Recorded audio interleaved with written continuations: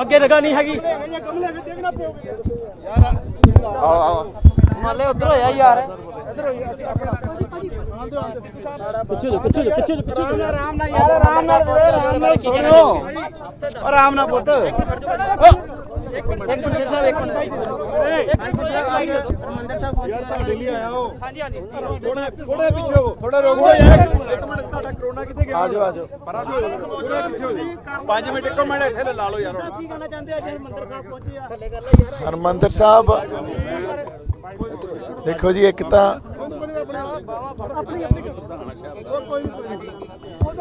ਤਾਂ ਸ਼੍ਰੀ ਗੁਰੂ ਰਾਮਦਾਸ ਸਾਹਿਬ ਦਾ ਸ਼ੁਕਰਾਨਾ ਕਰਨ ਆਏ ਆ ਜੀ ਕਿਉਂਕਿ ਉਹਨਾਂ ਨੇ ਹੱਥ ਦੇ ਕੇ ਰੱਖਿਆ ਲੱਗਦਾ ਹੀ ਨਹੀਂ ਸੀ ਇੰਨੀ ਛੇਤੀ ਬਾਹਰ ਆ ਜਾਾਂਗੇ।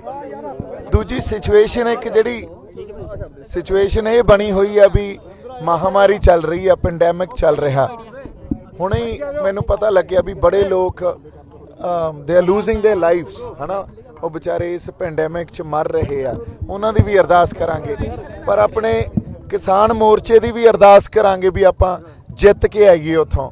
ਸੋ ਹਰਮੰਦਰ ਸਾਹਿਬ ਆਉਣ ਦਾ ਮਕਸਦ ਇਹੀ ਹੈ ਜੀ ਅਸੀਂ ਕੁਛ ਆਪਦੇ ਪਰਿਵਾਰਕ ਤੌਰ ਤੇ ਆ ਕੇ ਨਿਮਾਣੇ ਹੋ ਕੇ ਗੁਰੂ ਸਾਹਿਬ ਅੱਗੇ ਜਾ ਕੇ ਅਰਦਾਸ ਕਰੀਏ ਸ਼ੁਕਰਾਨਾ ਕਰੀਏ।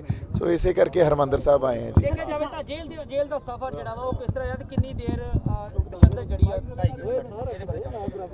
ਜੇਲ੍ਹ ਦਾ ਸਫ਼ਰ ਤਾਂ ਉੱਥੇ ਤਾਂ ਜਿਹੜਾ ਸਹਾਰਾ ਸੀ ਉਹ ਇੱਥੋਂ ਹੀ ਮਿਲਿਆ।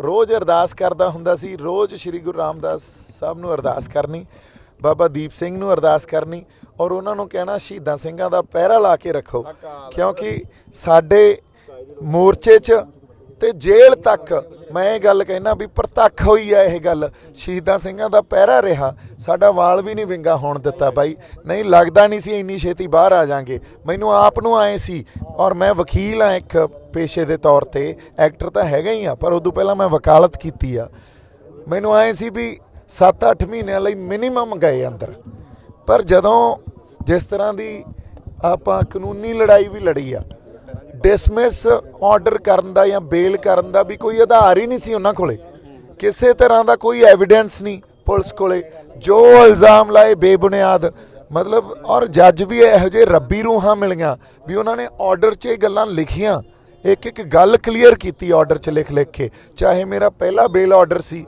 ਉਦੋਂ ਬਾਅਦ ਰਿਮਾਂਡ ਦਾ ਆਰਡਰ ਤੁਸੀਂ ਪੜ੍ਹ ਲਓ ਉਦੋਂ ਬਾਅਦ ਦੂਜਾ ਬੇਲ ਆਰਡਰ ਪੜ੍ਹੋ ਤੁਸੀਂ ਬੇਲ ਆਰਡਰ ਪੜ੍ਹੋਗੇ ਹੈਰਾਨ ਹੋ ਜਾਓਗੇ ਜਿਵੇਂ ਉਹਨਾਂ ਨੂੰ ਪੁਲਿਸ ਵਾਲਿਆਂ ਨੂੰ ਉਹਨਾਂ ਨੇ ਖਿੱਚਿਆ ਤੇ ਪੁਲਿਸ ਵਾਲਿਆਂ ਨੂੰ ਕਿਹਾ ਵੀ ਤੁਸੀਂ ਬੇਈਮਾਨੀ ਕਰ ਰਹੇ ਹੋ ਇਸ ਬੰਦੇ ਨੂੰ ਕਿਉਂਕਿ ਇਹ ਇੱਕ ਪਬਲਿਕ ਫੇਸ ਆ ਤੁਸੀਂ ਜਾਣ ਕੇ ਇੱਕ ਐਗਜ਼ਾਮਪਲ ਬਣਾ ਰਹੇ ਹੋ ਇਸ ਬੰਦੇ ਦੀ ਔਰ ਇਹ ਸਰਕਾਰਾਂ ਦੇ ਜਾਂ ਕਿਸੇ ਪੋਲੀਟੀਕਲ ਵੈਂਡੇਟਾ ਇਹਦੇ 'ਚੋਂ ਤੁਸੀਂ ਕੱਢ ਰਹੇ ਹੋ ਅਦਰਵਾਈਜ਼ ਇਹਨੇ ਨਾ ਕੋਈ ਵਾਇਲੈਂਸ ਕੀਤੀ ਆ ਨਾ ਕਿਸੇ ਨੂੰ ਇਨਸਟੀਗੇਟ ਕੀਤਾ ਨਾ ਕਿਸੇ ਹੋਰ ਇਹ ਭੜਕਾਹਟ 'ਚ ਜਾਂ ਕਿਸੇ ਉੱਥੇ ਜੋ ਵੀ ਕੁਛ ਜੇ ਕੁਛ ਗਲਤ ਹੋਇਆ ਹੋਵੇ ਪੁਲਿਸ ਨਾਲ ਕੁੱਟਮਾਰ ਹੋਈ ਉਹਦੇ 'ਚ ਇਨਵੋਲਵ ਸੀ।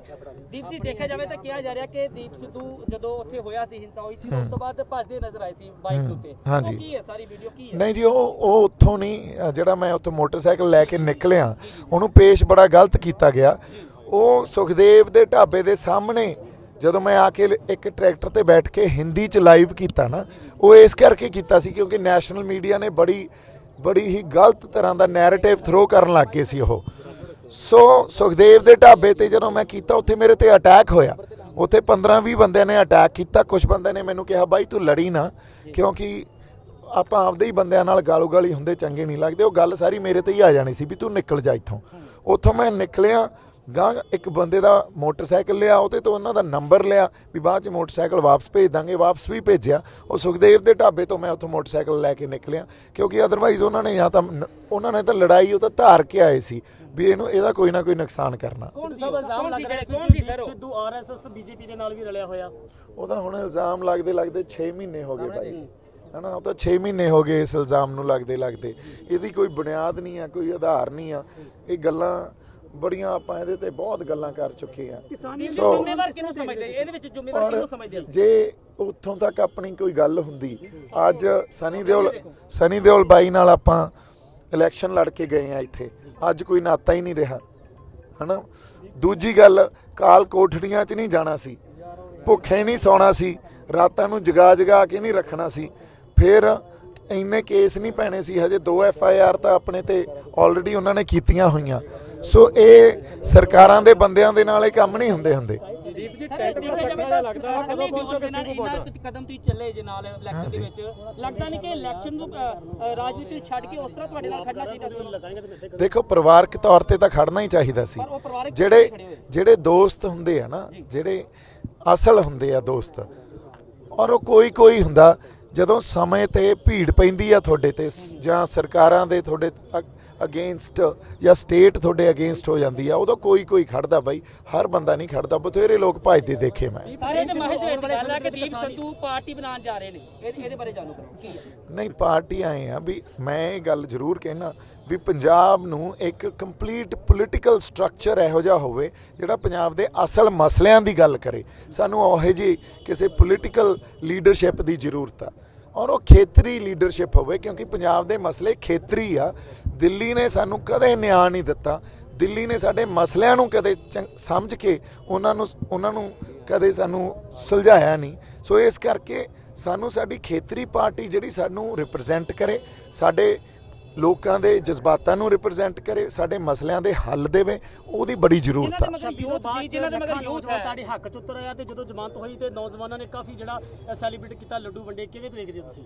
ਬਾਈ ਜੀ, ਮੈਂ ਦੇਣ ਹੀ ਨਹੀਂ ਦੇ ਸਕਦਾ ਸਾਡੇ ਬੰਦਿਆਂ ਦਾ, ਤੇ ਮੈਂ ਸ਼੍ਰੀ ਗੁਰੂ ਰਾਮਦਾਸ ਪਾਤਸ਼ਾਹ ਦਾ, ਇਹਨਾਂ ਨੇ ਤਾਂ ਇੱਥੋਂ ਦਾ ਸ਼ਕਤੀ ਮਿਲੀ, ਇਹਨਾਂ ਨੇ ਸਾਨੂੰ ਹੱਥ ਦੇ ਕੇ ਰੱਖਿਆ, ਪਰ ਮੈਂ ਸਾਡੀਆਂ ਉਹਨਾਂ ਰੂਹਾਂ ਦਾ ਦੇਣ ਨਹੀਂ ਦੇ ਸਕਦਾ ਜਿਨ੍ਹਾਂ ਨੇ ਨਾਲ ਖੜ ਕੇ ਆਵਾਜ਼ ਬੁਲੰਦ ਕੀਤੀ। ਉਹ ਸਾਰਾ ਜਿਹੜਾ ਮੇਰੇ ਤੇ ਤੌਹਮਤਾਂ ਲਾਈਆਂ ਗਈਆਂ, ਉਹਨਾਂ ਤੌਹਮਤਾਂ ਨੂੰ ਖਤਮ ਕੀਤਾ। ਤੇ ਜਦੋਂ ਮੈਂ ਬਾਹਰ ਆਇਆ ਤਾਂ ਆਲਮ ਹੀ ਕੁਛ ਹੋਰ ਸੀ।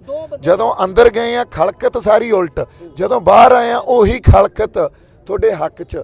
ਇਹ ਤਾਂ ਕੋਈ ਚਮਤਕਾਰ ਹੀ ਹੋ ਸਕਦਾ। ਔਰ ਇਹ ਤੁਹਾਨੂੰ ਟਾਰਗੇਟ ਕੀਤਾ ਗਿਆ ਜੀ ਇਸ ਸਾਰੇ ਮਾਮਲੇ 'ਚ? ਹਾਂਜੀ, ਤੁਹਾਨੂੰ ਤਾਂ ਲੱਖਾਂ ਨੂੰ ਦੋ ਜਣਿਆਂ ਉੱਤੇ ਯੂਥ, ਜਿਨ੍ਹਾਂ ਦੇ ਮਗਰ ਯੂਥ ਹੈਗਾ, 2 ਜਣਿਆਂ ਨੂੰ ਟਾਰਗੇਟ ਕੀਤਾ ਗਿਆ। ਕਾਰਨ ਕੀ ਸਮਝਦੇ ਹੋ? ਬਾਈ, ਪਤਾ ਕੀ ਹੁੰਦਾ, ਜਦੋਂ ਐਡੀਆਂ ਵੱਡੀਆਂ ਲਹਿਰਾਂ ਉੱਠਦੀਆਂ ਨਾ, ਉਹਨਾਂ ਲਹਿਰਾਂ ਦੇ ਵਿੱਚ ਲੋਕ ਕੁਝ ਚਿਹਰਿਆਂ ਨਾਲ ਆਈਡੈਂਟੀਫਾਈ ਕਰਨ ਲੱਗ ਜਾਂਦੇ ਆ। ਉਸ ਆਈਡੈਂਟੀਫਿਕੇਸ਼ਨ ਦਾ ਕਾਰਨ ਹੀ ਸੀ ਵੀ ਲੱਖੇ ਨਾਲ ਤੇ ਮੇਰੇ ਨਾਲ ਯੂਥ ਆਈਡੈਂਟੀਫਾਈ ਕਰਨ ਲੱਗ ਗਿਆ ਵੀ ਇਹ ਸਾਡੇ ਜਜ਼ਬਾਤਾਂ ਦੀ ਤਰਜਮਾਨੀ ਕਰਦੇ ਆ, ਸਾਡੇ ਜਜ਼ਬਾਤਾਂ ਦੀ ਗੱਲ ਕਰਦੇ ਆ ਇਹ। ਔਰ ਗੱਲ ਕੀ ਕਰਦੇ ਸੀ, ਮੈਂ ਹਮੇਸ਼ਾ ਇਹ ਕਹਿਣਾ ਹੁੰਦਾ, ਸਾਡੇ ਤੇ 84 ਆਈ, ਦਰਬਾਰ ਸਾਹਿਬ ਨੂੰ ਢਾਹ ਦਿੱਤਾ ਗਿਆ, ਉਹਦਾ ਕਲੋਜ਼ਰ ਨਹੀਂ ਮਿਲਿਆ ਸਾਨੂੰ। ਉਸ ਤੋਂ ਬਾਅਦ ਸਿੱਖ ਜੈਨੋਸਾਈਡ ਹੋਈ, ਉਹਦਾ ਕਲੋਜ਼ਰ ਨਹੀਂ ਮਿਲਿਆ ਸਾਨੂੰ। ਸਾਡੇ ਇੱਥੇ ਹਜ਼ਾਰਾਂ ਨੌਜਵਾਨ ਮਾਰੇ ਗਏ, ਖਾਲੜਾ ਸਾਹਿਬ ਨੇ ਕਿੰਨਾ ਕੰਮ ਕੀਤਾ ਸਾਡੇ ਸਾਹਮਣੇ ਆ। ਬੇਦੋਸ਼ੇ ਨਿਰਦੋਸ਼ ਨੌਜਵਾਨ ਚੱਕ ਮਾਰੇ ਗਏ, ਉਹਦਾ ਕਲੋਜ਼ਰ ਨਹੀਂ ਮਿਲਿਆ ਸਾਨੂੰ। ਜਦੋਂ ਇਹਨਾਂ ਸਾਰੀਆਂ ਘਟਨਾਵਾਂ ਦਾ ਕਲੋਜ਼ਰ ਨਾ ਮਿਲਿਆ ਹੋਵੇ ਤੇ ਲੋਕਾਂ ਦੇ ਮਨਾਂ 'ਚ ਗੁੱਸਾ ਪਿਆ ਹੋਵੇ, ਜਿਹੜੇ ਕੋਈ ਬੰਦੇ ਆ ਕੇ ਉਸ ਗੁੱਸੇ ਦੀ ਗੱਲ ਕਰਨ ਜਾਂ ਉਹਨਾਂ ਦੇ ਜਜ਼ਬਾਤਾਂ ਨੂੰ ਰਿਪਰੈਜ਼ੈਂਟ ਕਰਨ, ਲੋਕ ਉਹਨਾਂ ਨਾਲ ਆਈਡੈਂਟੀਫਾਈ ਕਰਨਾ ਸ਼ੁਰੂ ਕਰ ਦਿੰਦੇ ਆ। ਸਾਡੇ ਵੱਲੋਂ ਬਿਆਨ ਦਿੱਤਾ ਗਿਆ ਸੀ ਕਿ ਲੱਖਾ ਸਿਧਾਣੀ ਦੇ ਨਾਲ ਜੇ ਗ੍ਰਿਫਤਾਰੀ ਹੁੰਦੀ ਆ ਤਾਂ ਮੈਂ ਉਹਦੇ ਨਾਲ ਖੜਾਂਗਾ। ਹਾਂਜੀ, ਤੇ ਲੱਖਾ ਸਿਧਾਣਾ ਤੁਹਾਡੇ ਨਾਲ ਕਿਉਂ ਨਹੀਂ ਖਲੋਤਾ? ਬਾਈ, ਇਹ ਤਾਂ ਹੁਣ ਉਹਨਾਂ ਦੀ ਮਰਜ਼ੀ ਆ ਵੀ ਖਲੋਤੇ ਕਿ ਨਹੀਂ ਖਲੋਤੇ, ਮੈਨੂੰ ਇਹ ਵੀ ਨਹੀਂ ਪਤਾ। ਪਰ ਮੈਂ ਇਹ ਕਹਿਣਾ, ਜੋ ਵੀ ਇਸ ਅੰਦੋਲਨ 'ਚ ਜਾਂ ਕੋਈ ਹੋਰ ਸਾਡੇ ਨੌਜਵਾਨ ਨਾਲ ਪੁਲਿਸ ਧੱਕਾ ਕਰਦੀ ਆ, ਆਪਾਂ ਉਹ ਸਾਰਿਆਂ ਦੇ ਨਾਲ ਖੜੇ ਆ, ਕਿਉਂਕਿ ਹੁਣ ਧੱਕਾ ਨਹੀਂ ਹੋਣ ਦੇਵਾਂਗੇ। ਬੜਾ ਸਹਿ ਲਿਆ ਪੰਜਾਬ ਨੇ, ਔਰ ਇਹ ਸਾਨੂੰ ਸਾਰਿਆਂ ਨੂੰ ਪਤਾ। ਔਰ ਅਸੀਂ ਵੰਡ ਵੀ ਨਹੀਂ ਹੋਣ ਦੇਣੀ ਵੀ ਇੱਥੇ ਸਿੱਖ ਹਿੰਦੂ ਦੀ ਵੰਡ ਕਰਾ ਦਈਏ ਜਾਂ ਮੁਸਲਮਾਨ ਦੀ ਵੰਡ ਕਰਾ ਦਈਏ। ਮਾਨਸ ਕੀ ਜਾਤ ਸਭੇ ਏਕੋ ਪਹਿਚਾਨ। ਸਿੱਧੂ ਕਿੱਥੇ ਖੜੇ ਨੇ ਹੁਣ? ਕਿਸਾਨਾਂ ਦੇ ਨਾਲ ਖੜੇ। ਕਿਸਾਨੀ ਅੰਦੋਲਨ ਨੂੰ ਕਿਸ ਤਰ੍ਹਾਂ ਦੇਖਦੇ ਹੋ ਤੁਸੀਂ? ਸਿੰਘੂ ਕਦੋਂ ਪਹੁੰਚੋਗੇ? ਸਿੰਘੂ ਜਲਦੀ ਪਹੁੰਚਾਂਗੇ ਜੀ। ਔਰ ਉਹ ਸਾਡਾ ਹੋਂਦ ਦੀ ਲੜਾਈ ਆ, ਸਾਡਾ ਅੰਦੋਲਨ ਆ, ਤੇ ਸਾਡੀ ਜਿਹੜੀ ਉੱਥੇ ਸਾਰੇ ਬੰਦੇ ਹਜੇ ਤੱਕ ਬੈਠੇ ਆ, ਤੇ ਉਹ ਇਸ ਲੀਡਰ ਲੱਗਦਾ ਨਾ ਟੈਂਟ 'ਚ ਵੇਟ ਬੜੀ ਹੋ ਰਹੀ ਤੁਹਾਡੀ। ਹਾਂਜੀ, ਜਲਦੀ ਨਹੀਂ, ਮੈਂ ਆਉਂਦੇ ਜਾ ਕੇ ਵੀ ਆਇਆ ਤੇ ਬੜੀ ਛੇਤੀ ਜਾਵਾਂਗੇ ਜੀ। ਸਰ, ਲਾਲ ਕਿਲੇ 'ਚ ਜੋ ਇਨਸੀਡੈਂਟ ਹੋਇਆ ਜੀ, ਆਖਿਰ ਪੰਜਾਬੀ ਜਿਹੜੀ ਇੰਡਸਟਰੀ ਉਹਨਾਂ ਨੇ ਤੁਹਾਨੂੰ ਕਿਉਂ ਨਹੀਂ ਆਖਿਰ ਕੁਝ ਤੁਹਾਡੇ ਖਿਲਾਫ? ਬਾਈ, ਮੈਂ ਤੁਹਾਨੂੰ ਦੱਸਿਆ ਨਾ, ਜਦੋਂ ਸਟੇਟ ਦੀ ਮਾਰ ਪੈਂਦੀ ਆ ਨਾ, ਉਹਦੇ ਖਿਲਾਫ ਬੋਲਣਾ ਬਹੁਤ ਔਖਾ। ਵੱਡੇ ਡਰ ਜਾਂਦੇ ਆ, ਵੱਡੇ ਰਿਸ਼ਤੇਦਾਰ ਭੱਜ ਜਾਂਦੇ ਆ, ਆਪਦੇ ਬੰਦੇ, ਆਪਦੇ ਸਕੇ ਸੰਬੰਧੀ ਭੱਜ ਜਾਂਦੇ ਆ। ਉਹ ਤਾਂ ਫੇਰ ਇੰਡਸਟਰੀ ਦੇ ਬੰਦੇ ਸੀ। ਹੌਲੀ ਜਦੋਂ ਇੱਕ ਆਵਾਜ਼ ਬਦਲਦੀ ਆ, ਜਦੋਂ ਮਾਹੌਲ ਬਦਲਦਾ, ਫੇਰ ਲੋਕ ਖੜੇ ਹੁੰਦੇ ਆ। ਤੇ ਫੇਰ ਅਦਰਵਾਈਜ਼ ਬਹੁਤ, ਇਹ ਤਾਂ ਸਦੀਆਂ ਤੋਂ ਦੇਖਿਆ ਗਿਆ ਨਾ, ਜਦੋਂ ਹਕੂਮਤਾਂ ਖਿਲਾਫ ਹੁੰਦੀਆਂ ਉਦੋਂ ਕੋਈ ਅਸਲ ਬੰਦੇ ਤੇ ਅਸਲ ਰੂਹਾਂ ਹੀ ਖੜਦੀਆਂ ਤੁਹਾਡੇ ਹੱਥ ਸਵਾਲ 'ਚ। ਹੈ ਕਿ ਬੜੀ ਕੋਸ਼ਿਸ਼ਾਂ ਹੋਈਆਂ ਕਿਸਾਨੀ ਅੰਦੋਲਨ ਨੂੰ ਢਹਿ ਲਾਉਣ ਵਾਸਤੇ, ਤੁਹਾਡੇ ਉੱਤੇ ਵੀ ਪਰਚੇ ਦਰਜ ਕੀਤੇ, ਹੋਰ ਵੀ ਕਾਫੀ ਮੁਸ਼ਕਲਾਂ ਦਾ ਸਾਹਮਣਾ ਕਰਨਾ ਪਿਆ। ਤਾਂ ਹੁਣ ਲੱਗਦਾ ਕਿ ਜਿਹੜਾ ਕਰੋਨਾ ਦੀ ਇੱਕ ਨਵੀਂ ਮਾਰ ਜਿਹੜੀ ਹੈ ਸ਼ੁਰੂ ਕਰ ਦਿੱਤੀ ਗਈ, ਆਕਸੀਜਨ ਨਹੀਂ ਹੈਗੀ, ਕਰੋਨਾ ਨਾਲ ਫੈਲਾ ਦੇ ਕਿਸਾਨ, ਇਸ ਤਰ੍ਹਾਂ ਦੀਆਂ ਗੱਲਾਂ ਸੁਣਨ ਨੂੰ ਮਿਲ ਰਹੀਆਂ, ਲੱਗਦਾ ਕਿ ਫਿਰ ਇਹ ਢਹਿ ਲਾਉਣ ਦੀ ਕੋਸ਼ਿਸ਼ ਕੀਤੀ ਜਾ ਰਹੀ ਹੈ। ਦੇਖੋ ਬਾਈ, ਇਹਦੇ ਤੇ ਕਿੰਨੀ ਕੁ ਸੱਚਾਈ ਆ ਇਹ ਤਾਂ ਨਹੀਂ ਮੈਨੂੰ ਪਤਾ। ਕਨਸਪੀਰੇਸੀ ਥਿਊਰੀਜ਼ ਤਾਂ ਹਮੇਸ਼ਾ ਹੀ ਕੰਮ ਕਰਦੀਆਂ ਹੁੰਦੀਆਂ, ਪਰ ਜਿਹੜੀ ਇਹਦੇ ਨਾਲ ਇੱਕ ਗੱਲ ਵਾਚਣੀ ਬੜੀ ਜ਼ਰੂਰੀ ਆ ਵੀ ਰੋਜ਼ ਦੇ 300 ਬੰਦੇ ਇਕੱਲੇ ਦਿੱਲੀ 'ਚ ਮਰ ਰਹੇ ਆ। ਹੁਣ ਉਹ ਬੰਦੇ ਮਰ ਰਹੇ ਆ, ਇਹ ਤਾਂ ਕੋਈ ਗੱਲ ਸਾਡੇ ਸਮਝ ਆਉਣੀ। ਔਰ ਮੇਰੇ ਖਿਆਲ ਇੰਡੀਆ 'ਚ 2400-2500 ਬੰਦਾ ਦਿਨ ਦਾ ਮਰ ਰਿਹਾ। ਸੋ ਪੈਂਡੈਮਿਕ ਦਾ ਕਹਿਰ ਤਾਂ ਹੈਗਾ ਹੀ ਹੈਗਾ, ਸਾਨੂੰ ਵੀ ਧਿਆਨ ਰੱਖਣਾ ਚਾਹੀਦਾ। ਤੇ ਡਿਜ਼ਾਸਟਰ ਮੈਨੇਜਮੈਂਟ ਐਕਟ ਵੀ ਇੱਥੇ ਆਪਣੇ ਐਪਲੀਕੇਬਲ ਆ, ਸਾਨੂੰ ਧਿਆਨ ਰੱਖਣਾ ਚਾਹੀਦਾ। ਸਾਨੂੰ ਉਹ ਪ੍ਰੋਟੋਕਾਲ ਜੋ ਸਰਕਾਰ ਨੇ ਇੱਥੇ ਸਾਨੂੰ ਦੱਸੇ ਆ, ਸੋਸ਼ਲ ਡਿਸਟੈਂਸਿੰਗ ਹੋਵੇ, ਚਾਹੇ ਸਾਨੂੰ ਜਿੰਨੇ ਕੁ ਬੰਦੇ ਇਕੱਠ ਕਰਨ ਦਾ ਹਾਂਜੀ ਕਿਹਾ ਗਿਆ ਹੋਵੇ, ਉਹਨਾਂ ਸਾਰੀਆਂ ਚੀਜ਼ਾਂ ਦਾ ਧਿਆਨ ਰੱਖਣਾ ਚਾਹੀਦਾ। ਪਰ ਨਾਲ ਦੀ ਨਾਲ ਸਰਕਾਰ ਨੂੰ ਸੋਚਣਾ ਚਾਹੀਦਾ ਵੀ ਸਾਡੇ ਕਿਸਾਨ ਉੱਥੇ ਬੈਠੇ ਆ ਤੇ ਮਹਾਮਾਰੀ ਫੈਲ ਰਹੀ ਆ। ਸਰਕਾਰ ਕਿਸਾਨਾਂ ਨਾਲ ਜੈਨੂਇਨ ਟਾਕਸ 'ਚ ਜਲਦੀ ਤੋਂ ਜਲਦੀ ਇੰਗੇਜ ਹੋਵੇ ਤੇ ਇਸ ਜਿਹੜੀ ਆਪਣੇ ਐਜੀਟੇਸ਼ਨ ਆ ਉਹਦਾ ਕੋਈ ਨਾ ਕੋਈ ਹੱਲ ਨਿਕਲੇ। ਜੀ ਪਰ ਸਰਕਾਰ ਨੂੰ ਕਿੱਥੇ ਦੇਖਦੇ ਹੋ? ਕੇਂਦਰ ਦੀ ਸਰਕਾਰ ਜਿਹੜੀ ਹੈ ਤੁਹਾਨੂੰ ਕਿਸ ਤਰ੍ਹਾਂ ਦੇਖਦੇ ਹੋ? ਕਿਉਂਕਿ ਟਾਕ ਜਿਸ ਤਰ੍ਹਾਂ ਤੁਸੀਂ ਕਿਹਾ ਕਿ ਟਾਕ ਤੋਂ ਬਿਨਾਂ ਹੱਲ ਨਹੀਂ ਹੈ। ਟਾਕ 22 ਜਨਵਰੀ ਤੋਂ ਬਾਅਦ ਨਹੀਂ ਹੋਈ। ਅਸੀਂ ਵੀ ਉੱਥੇ ਸੀ ਜਦੋਂ ਲਾਸਟ 22 ਜਨਵਰੀ ਤੋਂ ਕੇਂਦਰ ਦੇ ਨਾਲ ਖਤਮ ਹੋਇਆ, ਉਸ ਤੋਂ ਬਾਅਦ 26 ਜਨਵਰੀ ਦਾ ਇੰਸੀਡੈਂਟ ਹੁੰਦਾ ਹੈ, ਉਹਨੂੰ ਕਿਸ ਤਰ੍ਹਾਂ ਦੇਖਦੇ ਹੋ ਤੁਸੀਂ? ਦੇਖੋ ਸਰਕਾਰ ਮੈਨੂੰ ਐਂ ਲੱਗਦਾ, ਦੇਖੋ ਮੇਰਾ ਆਪਦਾ ਪਰਸਨਲ ਵਿਊ ਆ, ਸਰਕਾਰ ਨੇ ਇਸ ਐਜੀਟੇਸ਼ਨ ਦੀ ਸੀਰੀਅਸਨੈਸ ਨੂੰ ਕਦੇ ਸਮਝਿਆ ਨਹੀਂ, ਇਸ ਐਜੀਟੇਸ਼ਨ ਨੂੰ ਐਨਾਲਾਈਜ਼ ਸਹੀ ਨਹੀਂ ਕੀਤਾ, ਇਸ ਐਜੀਟੇਸ਼ਨ ਦੀ ਜਿਹੜੀ ਇੱਕ ਸਿਗਨੀਫੀਕੈਂਸ ਆ ਉਹਨੂੰ ਹਮੇਸ਼ਾ ਹੀ ਉਹ ਘੱਟ ਦੇਖਦੇ ਰਹੇ।